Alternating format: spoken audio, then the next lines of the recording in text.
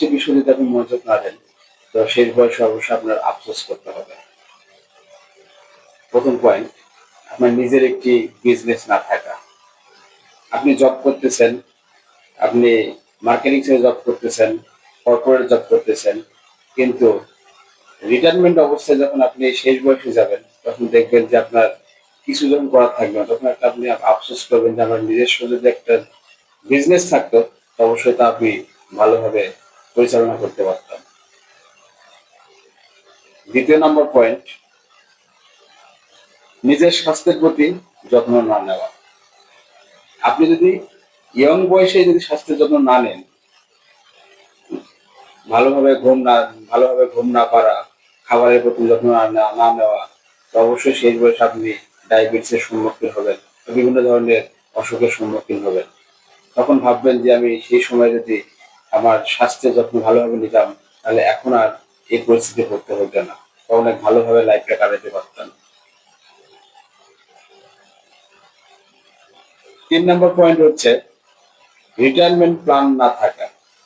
আপনি যখন জব করবেন, জব করার পরে অবশ্যই তার একটা বাধ্যবাধকতা থাকে, রিটায়ারমেন্ট থাকে শেষ বয়সে।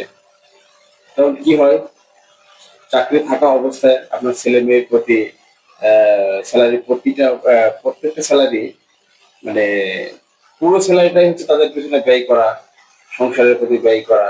কিন্তু তাদের নিজস্ব কোনো মানে পরিকল্পনা না থাকার কারণে সেই বয়সে এসে সন্তানের প্রতি হচ্ছে বা ছেলে ছেলে বা মেয়েদের হচ্ছে তাদের কাছে হাত পাততে হয়, বা হচ্ছে ঔষধ কিনবো তারও একটা ছেলেদের কাছ থেকে আবদার করতে হয়। তখন নিজের কাছে অনেকটা একটা আক্ষেপ সৃষ্টি হয় যে আমি যদি চাকরি থাকা অবস্থায় চাকরি থাকা অবস্থায় যদি আমি কিছু গচ্ছিত বা কিছু জমায় রাখতাম, তাহলে হয়তো বা শেষ বয়সে এই পরিণতি না হতো।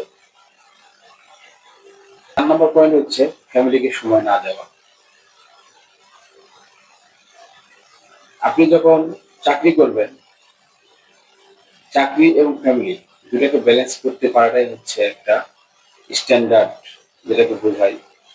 তো চাকরির অবস্থা অনেক সময় হচ্ছে ফ্যামিলিকে সময় না দেওয়া। তো শেষ বয়সে অবশ্যই আপনাকে এটা আঁকতে দাঁড়াবে যে আমি যদি সেই সময় তাদের ছেলে মেয়ে পরিবার পরিজনকে যদি সময় দিতে পারতাম। 5 নম্বর পয়েন্ট হচ্ছে অন্যের অনুভূতিকে না বুঝতে পারা। কিছু ছোট ছোট কথা আছে যেগুলো আমরা অন্যকে বললেও তারা মনে মনে কষ্ট পায়, কিন্তু আপনি সেটা বুঝতে পারলেন না বা আমরা সেটা বুঝি না। তখন শেষ বয়সে সেটা গিয়ে অনেক একটা বড় আকার ধারণ করবে, ইস আমি যদি যখন সেইভাবে কথাটা না বলতাম, তাহলে হয়তো সে মনে অনেক কষ্ট পেত না।